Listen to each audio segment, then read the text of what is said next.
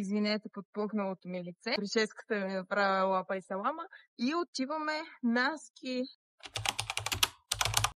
Значи часът е 7:31 и сме в Самоков вече. За първи път тази година двамата отиваме на Боровец. Така че от сега казвам, хора, ние не сме професионалисти. Едва от миналата година караме ски. Сега на Пампорово бяхме.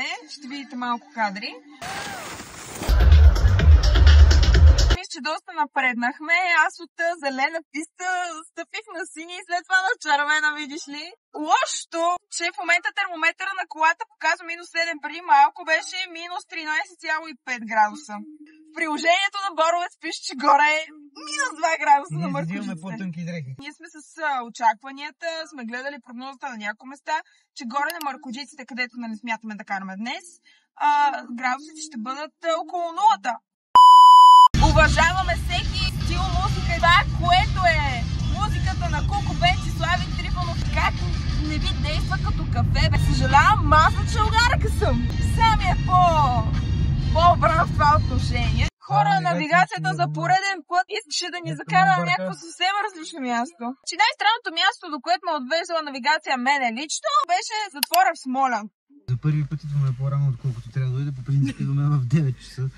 И вече има километрични опашки, сега даже трябва да изчакаме тук да се отвори това да си взема карта. Онлайн да си презареждаш картата е много полезно. Сега не платена реклама, защото ние сме бедни блогъри. Най-оптималният начин е да си вземете пластика от Max Sport магазините. Я има. Може да се презарежда онлайн за Боровец, за Банско и за Витоша. Но за Пампорово, примерно, не може. Това е като съвет от нас.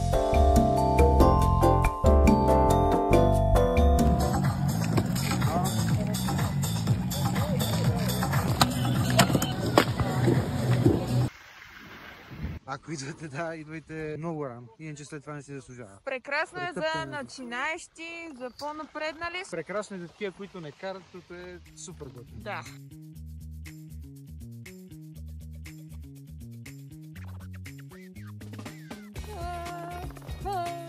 Айде, тръгвай. Сега ще пуснем първо Мъркоджик 1.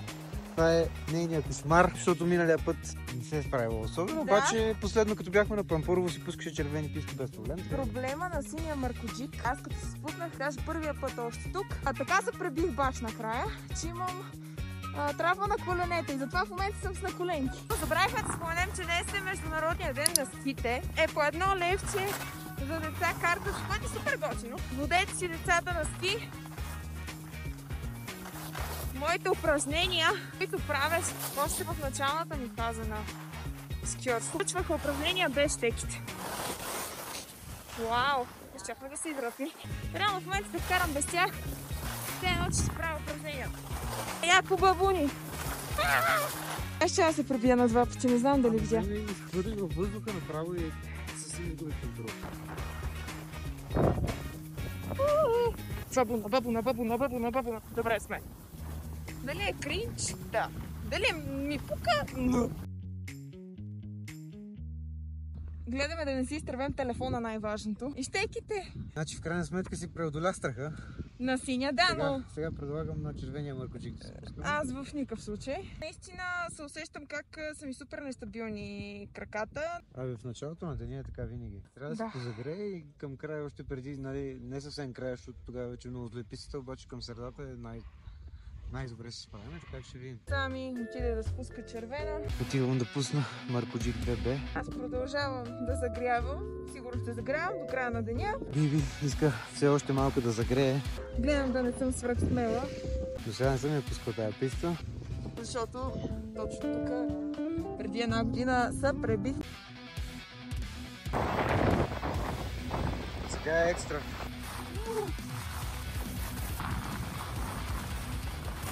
Трябвахме малко да си починеме и другото, което е да хапнем. Взехме си картофки, взехме си кафе. Сега е време да си извадим сандвичите от раницата. Гледката от тук наистина е много хубава. Обаче е мръсна жега. Тъй като сме на Боровец, е много подходящо да ядем вафли Боровец. Това по принцип е задължително където и да ходим. На Пампорово бяха Пампоровец.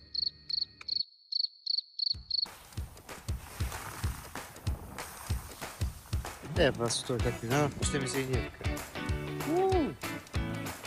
Майчица, майчица, майко мило! Ужас! Аз мисля да си влезем на пистата.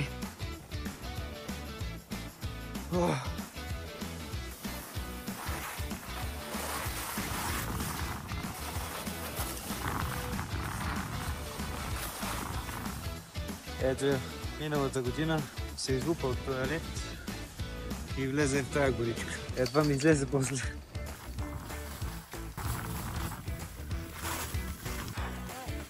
Айде надолу, че паничката спря току-що.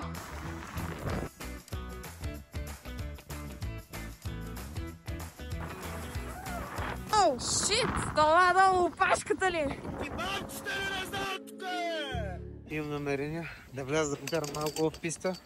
Ако умра, завещавам ти ватенката.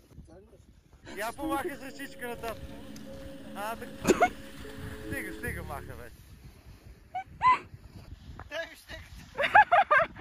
Добре ли си? Искаш ли помощ? Как се претърколи бе, човек?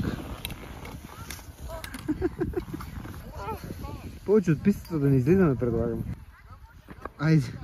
Вероятно вече ще се спускаме и минем по Ястребец. Моя кошмар, нов кошмар. Аз доколкото знам са широки писти там, обаче са много заледени и стръмни, така че ще видим как ще е. Това не ми го каза, но добре. Първи 500 метра по Ястребец едно. След като се прибих и ме заболя коляното, се прибираме. Най-голямото мъчение в живота ми. След първи ми път на синия муркаджик. Не беше толкова зле. Отвратително беше. Беше малко заледено, имаше малко камъни. Обаче са много заледени и стръмни, така че ще видим как ще е. Лед. Включително и аз поредния камък на пистата. Значи това тази година няма да го спускам. Добре беше, бе. Абе. Прибираме се. Аз това Боровец го асоциирам с някакви кризисни моменти. Малко бедствахме накрая. И между другото, на спусканията на средата на пистата се бяха назабрали сигурно 10-15 човека. Около един, който му правях сърдечен масаж. В един момент нещата много лесно могат да се преобърнат, за съжаление. Нали, надяваме се човека да е добре в крайна сметка. Трябва да се внимава, според мен. Не само, защото нали, ти можеш само да се пречукаш, защото може да пречукаш и някой друг. Има хора, които карат перфектно и някой друг може да ги удари и да ги осъкати. Обаче не си сам на пистата в крайна сметка. Има и деца. Редовно нас предимно са ни газили деца. А децата по принцип сами не могат да се пазят и те могат да се забият в тебе. Това покараш бързо, да ти скочиш от някъде, където не си гледава. Кефете се, но с винаги едно на ум, даже две.